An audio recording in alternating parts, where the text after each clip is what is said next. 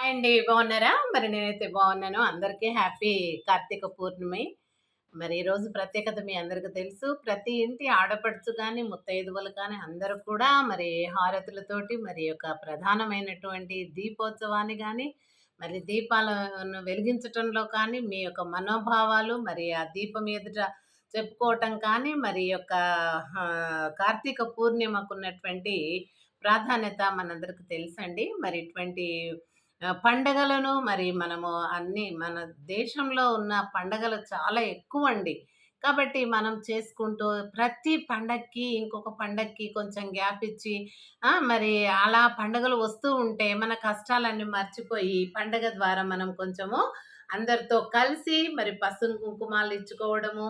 మరి ఈ విధంగా మరి ప్రతి ఇంటి మగువలు అందరూ కలిసి మరి ఆప్యాయతగా వారి యొక్క బంధుత్వం గాని, లేకుంటే స్నేహం గాని దూరం కాకుండా ఈ పండుగలు మనకి చేరువ చేస్తాయండి.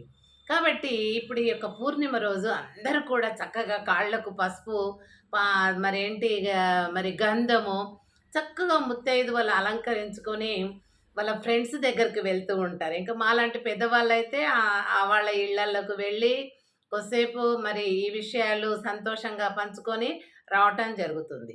అంటే ఈ పండగల వల్ల మనకొకటి ఏమి సంతోషకరమైన విషయాలంటే, పండగలు ఏం చేస్తున్నాయంటే మనిషి యొక్క బంధాన్ని దగ్గర చేస్తాయన్నమాట. మనకిప్పుడు ఒక పండగకి ఇంకో పండగకి చాలా గ్యాప్ వచ్చిందనుకోండి. అప్పుడు ఏం చేస్తామే పోనీ ఫ్రెండ్స్ ఎవరో ఒకప్పుడు ఉండే గదా!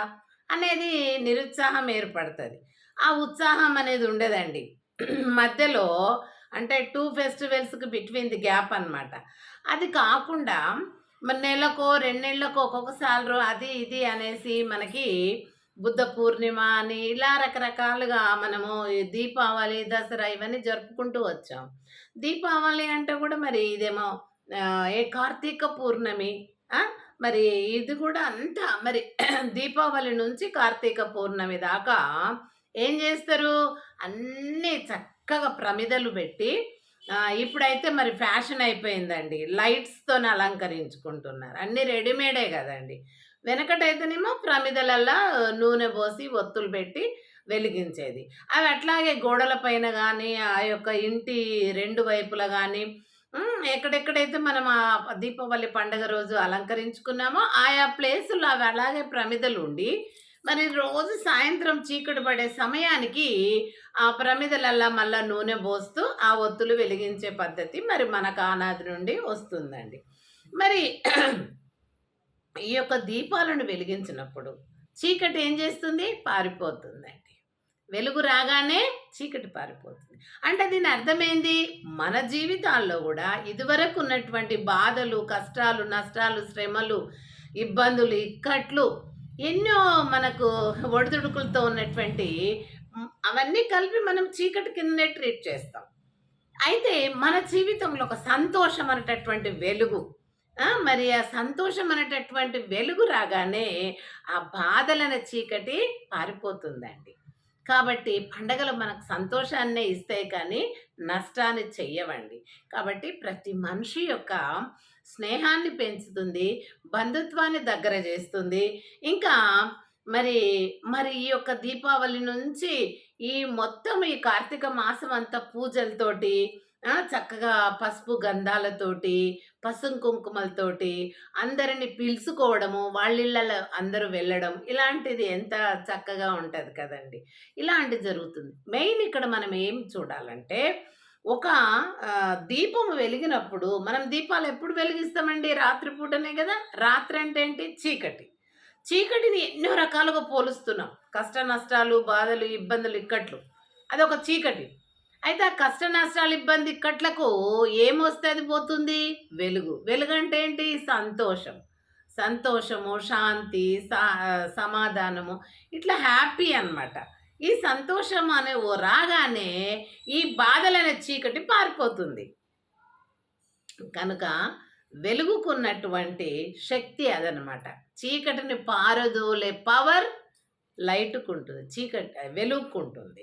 కాబట్టి మనం దీపావళి నుంచి కూడా మరి ఇప్పటి వరకు చక్కగా మరి పూజలతోని మరి ఆయా దేవుళ్ళను కొలుస్తూ మరి చక్కగా మన చీకటి జీవితాలలో ఉన్నటువంటి బాధల సాధలన్నీ కూడా పారదోలుతూ మరి సంతోషం అనేటటువంటి ఆనందంతోటి వాటిని పారదోలుకుంటూ ఈ పండుగలు మనం జరుపుకుంటామండి.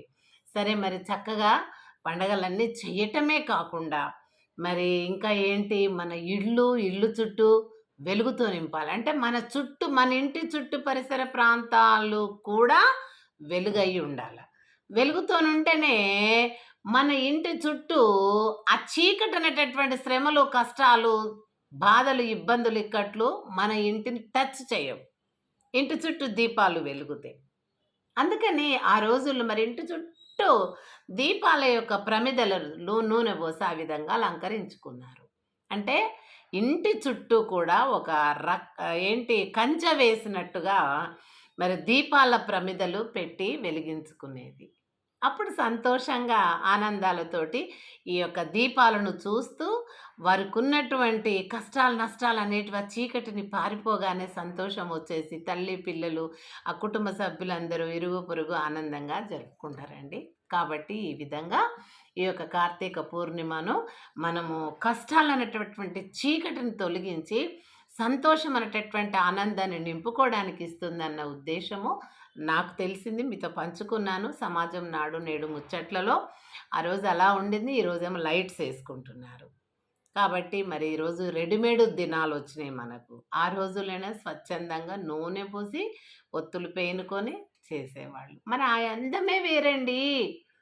ఇప్పుడు ఎన్ని లైట్లు నువ్వు రకరకాల ఇంటి చుట్టూ అల్లినా కూడా వీటికంటే కూడా ఆ అందం వేరండి. ఆ ప్రమిద లోపల చక్కగా ఒత్తి మనకు వెలుగునిస్తూ ఉంటే ఆ అందమే వేరుంటదండి.